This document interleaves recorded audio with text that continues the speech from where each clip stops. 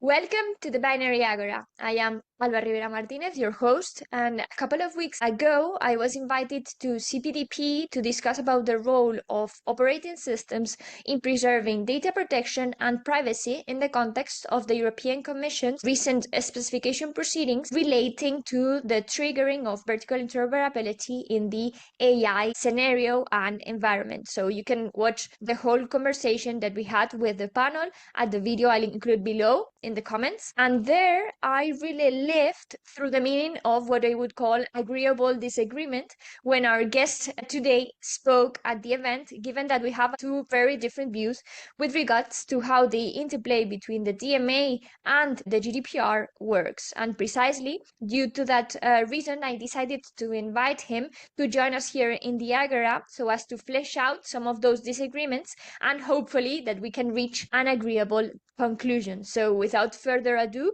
we have with us today Sebastião Barros Vale. He's a legal officer at the Policy and Consultation Unit of the European Data Protection Supervisor, and I would say one of the most outspoken representatives I know with regards to data protection in the EU. So welcome to the Agora, Sebastião. Thank you very much for the invitation. Getting straight to the topic surrounding this interplay between data protection and DMA, many provisions within the DMA, the ex-ante regulation, come to mind, such as the data combination prohibition under Article 5.2, the enhanced portability right under Article 6.9. Due to those overlaps between both regulations, the EDPB and also the European Commission are working on finalizing these joint guidelines so as to try to iron out the potential point of friction between both sets of regulations. So do you think that this institutional model, so the model of joint guidelines and coordination, is the right architecture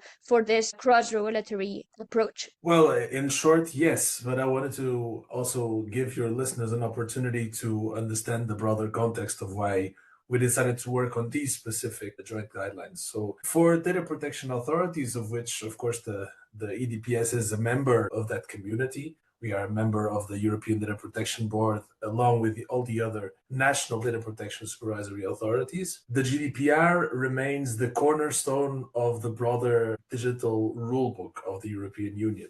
And this includes not only the DMA, but think about other acts such as the AI Act, the DSA, or even the Data Act, because all of these new instruments are either without prejudice to the GDPR, we'll get to that discussion of what without prejudice means, or they give explicit precedence to the GDPR in case of conflict. Of course, the relationship between the DMA and the GDPR is something that is called without prejudice. So the application of the DMA is without prejudice to the application of the GDPR. But in essence, the EDPB and the Commission see the relationship between these two instruments as being largely complementary, because the protections and the rules and the obligations that they provide for increase the level of protection of end users in the language of the GDPR, data subjects, in relation to the protection of their fundamental rights. And of course, more contestability in digital markets generally means that there will be more services and products in the market to compete with the incumbents' products, and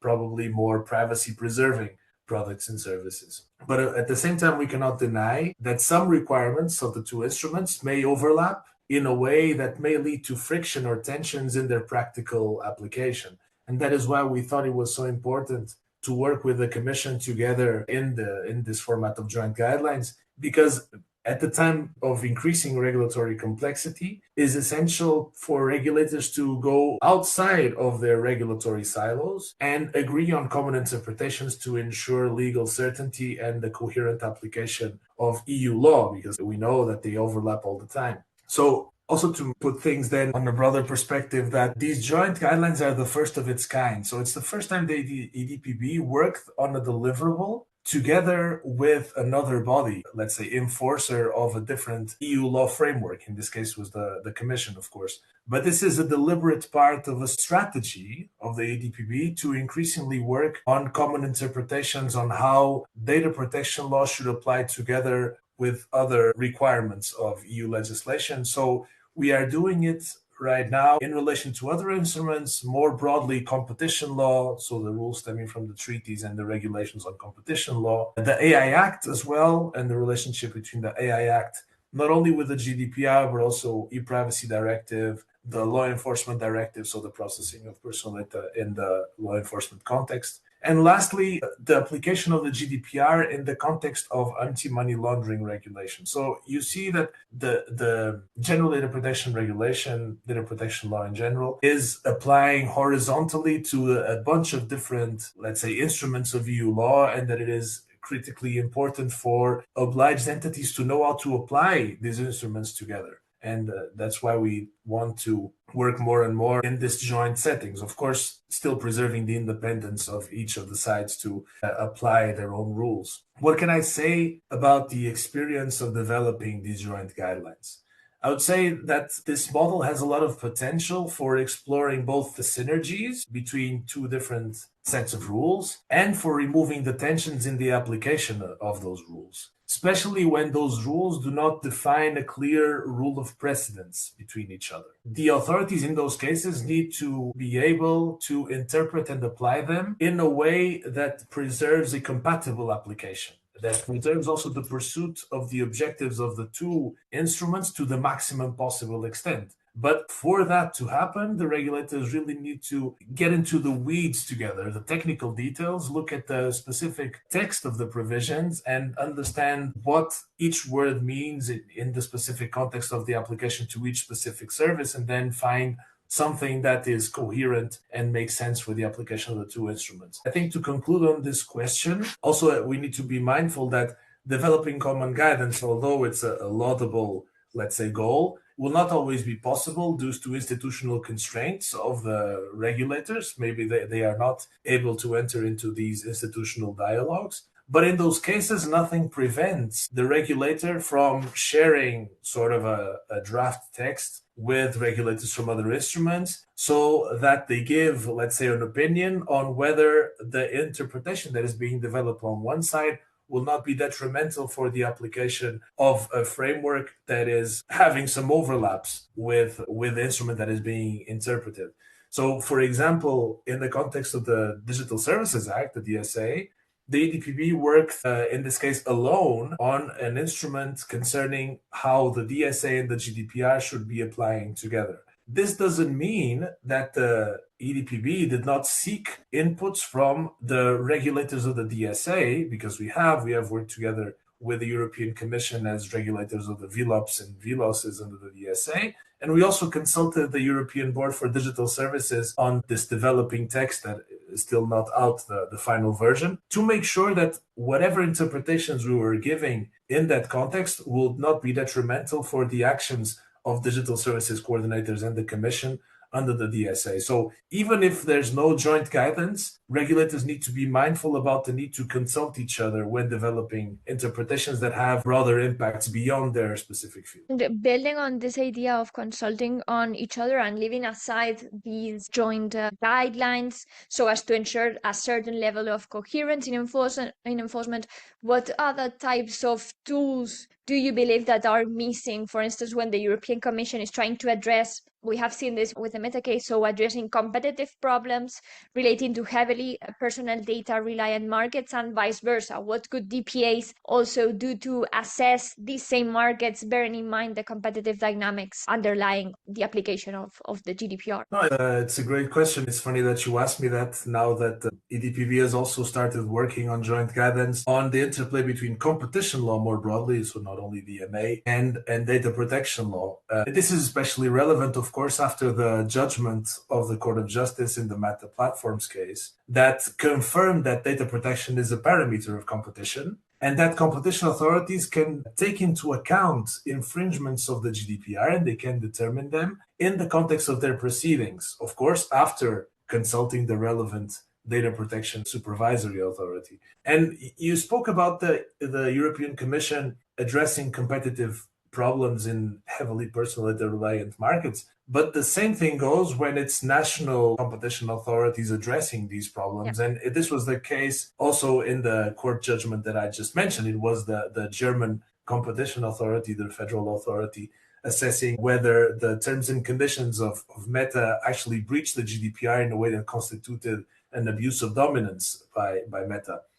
In the context of these joint guidelines, we'll precisely explore how competition authorities can take into account GDPR infringements, or even more generally consider privacy harms in the context of their assessments, be it in mergers, abuses of dominance, but also, on the other hand, how data protection authorities can take into account competitive dynamics. For instance, if there is a dominant position or a certain degree of market power in carrying out their own assessments. So in principle, if they need to assess if a legitimate interest of the controller, what are the reasonable expectations of data subjects in that context? Also, if there is a clear imbalance of power between them, they might have an influence. And the same thing goes for the validity of consent. So when a powerful dominant player asks for consent, it doesn't necessarily mean that the consent will never be valid.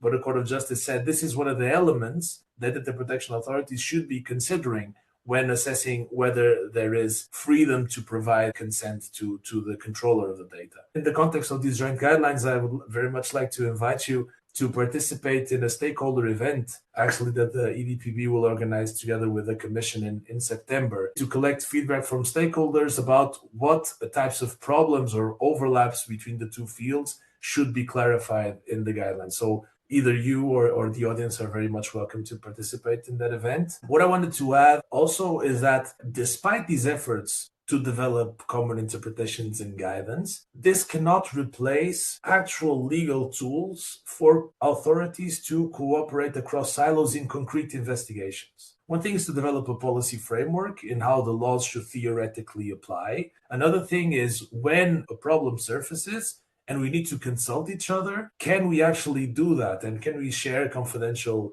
information? And this has been a problem in the past. So if you think about the Google Fitbit merger, there was an involvement of the EDPB, and there was even a statement of the EDPB on the privacy implications of mergers at the time. But you saw a statement from Commissioner Vestager at the time saying that the EDPB could not be formally consulted and receive case-related information because of a lack of a legal basis to do so. So this is a pretty serious issue, and this is why the EDPS has called for an encompassing and horizontal legal basis for authorities that have supervisory roles under the digital rulebook, and this includes the competition law, consumer protection law as well, to be able to share confidential information that they have obtained in the context of investigations with each other, without the need, of course, to obtain a waiver from the party that is under investigation. And of course, this would need to be coupled with procedural safeguards to make sure right to be heard and due process are complied with. But we also see that similar calls like this are surfacing more and more. We see the contributors to the digital fitness check that the Commission carried out earlier this year are calling for it.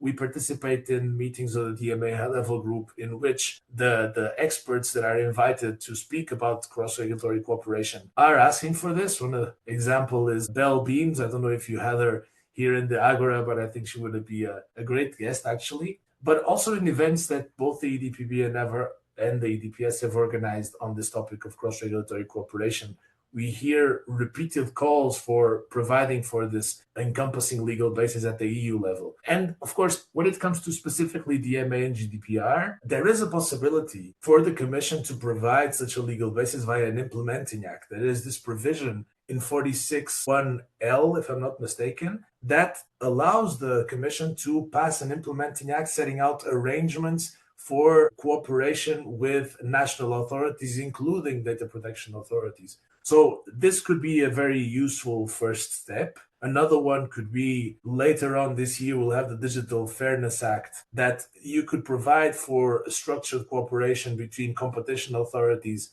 and authorities from other fields, such as digital services coordinators and data protection authorities. But at the moment, we know that there is this discomfort of the authorities of the different parts of the rulebook to share information with each other. And although this happens normally on a national basis, for instance, there are legal bases at the national level in Germany for the competition authority to share information with the data protection authority. When it comes to cross-border cases, then they immediately or very often are reluctant to cooperate. So they won't go to another jurisdiction to cooperate across silos because they will say there's no legal basis allowing us to do that. And this is despite, of course, all being bound by the principle of sincere cooperation, as the Court of Justice has clarified. So this shows that the principle alone is not enough, and that we need an encompassing legal basis to allow authorities to work with each other on cases. Going back to the conversation and addressing the elephant in the room throughout our conversations on LinkedIn and at CPDP, we looked horns in characterizing the GDPR's relationship with regards to the DMA. You were referring to this without a prejudice clause. I argue that the DMA applies as lex specialis to the GDPR, whereas you disagree. We will not get into that again. People can watch the CPDP conversation on that. However, I also wanted to ask you about the risk of enforcement fragmentation. So I'm thinking about situations where a gatekeeper receives conflicting signals from different types of authorities on precisely the same conduct. So, for instance, we heard from EC officials that the Article 611 specification proceedings are not seeking to protect the personal data of data subjects, as the GDPR tends to do, but rather of individuals. So, as abiding by the text and the wording of the DMA. So, this can really, in the end, result in establishing different intensities of anonymization depending on the service and the undertaking concerned. So, I would want to ask you, how do we reconcile this? Or is this how the DMA was expected to function in practice, and are those risks intended consequences by the EU legislator? Okay, I'm not going to get very much in detail of the enforcement proceedings, also because they are conducted by the European Commission and not by the data protection community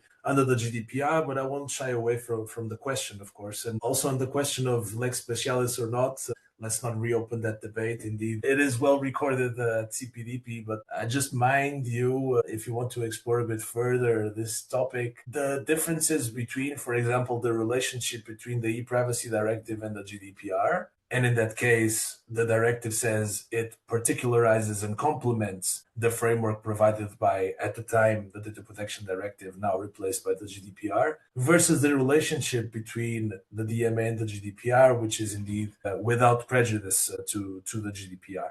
But we, of course, acknowledge that there are risks that the obliged entities under the two instruments receive conflicting demands from regulators of different fields because they sometimes apply to the same practices. And also there are risks of nebis in idem in the case that they are sanctioned 2 times for the same practice and there's no coordination between the two regulators, of course. And this is a lesson that stems from the B-Post case, that it is possible to issue 2 decisions as long as the 2 procedures are coordinated.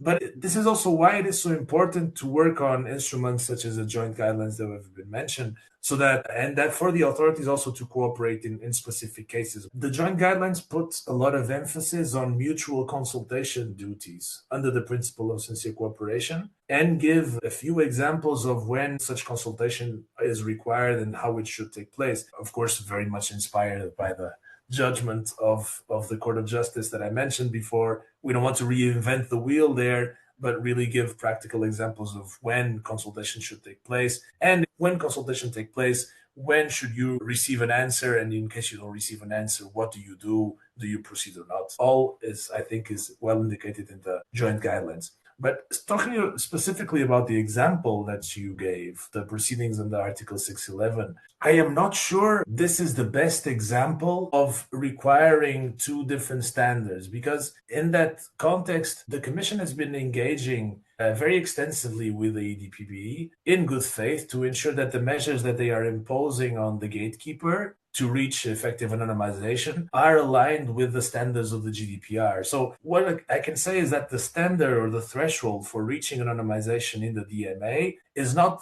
different from the one that stems from the GDPR. Only if you have the same standard applying to the 2 instruments can you have a coherent application of them and a coherent application of EU law in this context. And about your question of individuals versus data subjects, that they are 2 different things, indeed, the joint guidelines do point out that what needs to be anonymized under Article 611, and this is also mentioned in Recital 61 of the DMA, is the personal data of the end user making the query. So it's not necessarily all the personal data that is contained in the query. So it could be data about a famous person that is mentioned in the query that does not necessarily need to be anonymized. So these are 2 different things. The goal is to avoid that the person making the query is identified by the third parties receiving the data from the designated gatekeeper. And this has significant consequence because the gatekeeper is not then required and should not be removing all personal data that is contained in the query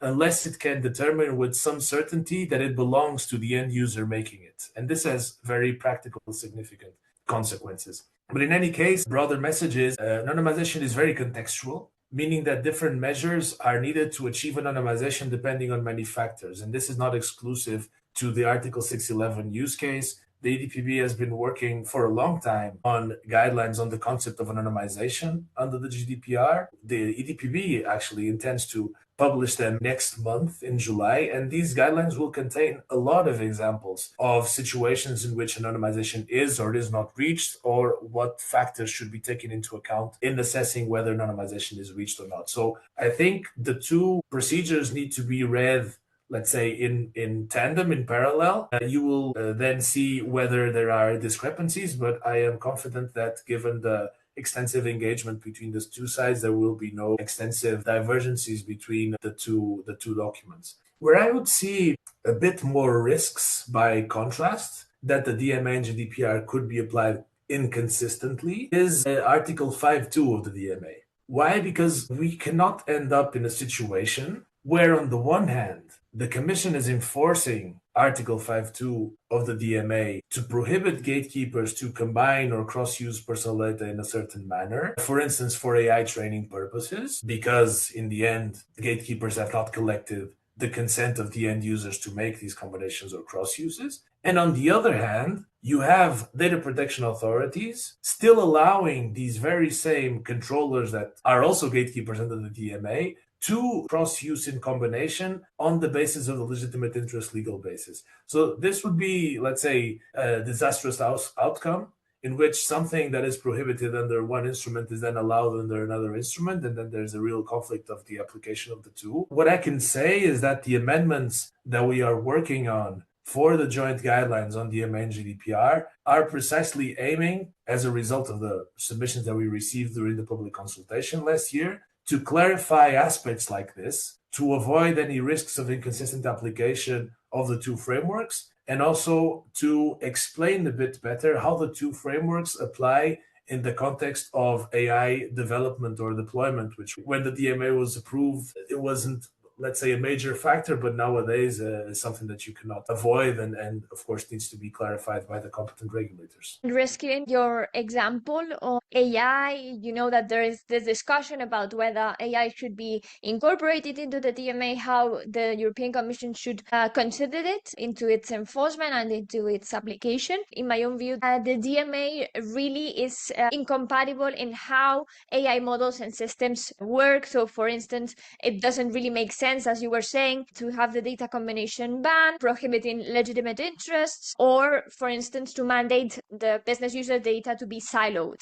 So that would also be one of the main points of friction that I have come up with regards to this interplay between DMA and AI. And I wanted to ask you to finish the conversation, how and what would you say is the most respectful approach? What's trying to conduct this integration between AI and into the DMA enforcement, abiding by these data protection principles? It's a tricky question, but I would say there is no inherent incompatibility between DMA requirements, including Article 5.2, and the gatekeeper's AI development needs. Because you see that they are apparently capable of developing their own AI models based on both first-party and third-party data, despite Article 5.2. That doesn't make it compliant with the DMA, by the way. For sure, and I was getting to that point. The people that have accounts on Instagram and Facebook receive this notification about, if you don't object until a certain date, the data that you have shared with us via content or whatever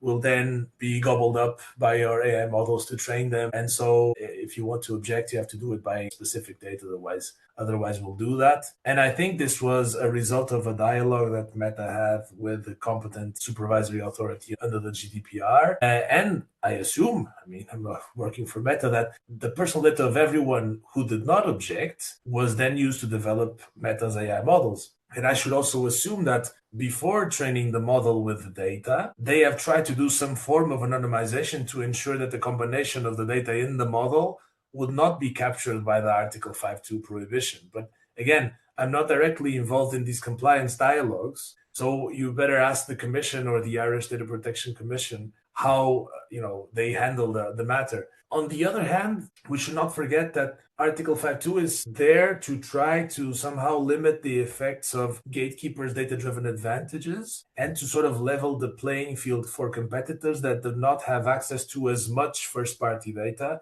to develop and improve their products and services. So if we have a very limited interpretation and application of Article 5.2, this might end up severely limiting the contestability and fairness objectives of the provision in the face of this race to develop AI models in the EU digital market. And so where I'm getting at with this is that there is a way to ensure the objectives of the DMA and the GDPR, also in the context of AI development, are effectively pursued in this AI area, but this will likely require a broad interpretation of the rules and, first and foremost, very intense cooperation between the regulators of the two fields. And we are doing the best to make this happen on the ground. So thank you for that last thought. Thank you so much, Sebastião, for joining us here in the Agora, for giving us so much information about the process on the joint guidelines, what you are working on, what is to come. I wanted to appreciate you joining us, and I expect to see you soon then at the stakeholder event. Thank you very much. It was a pleasure, Alba. All the best. Thank you. Bye-bye.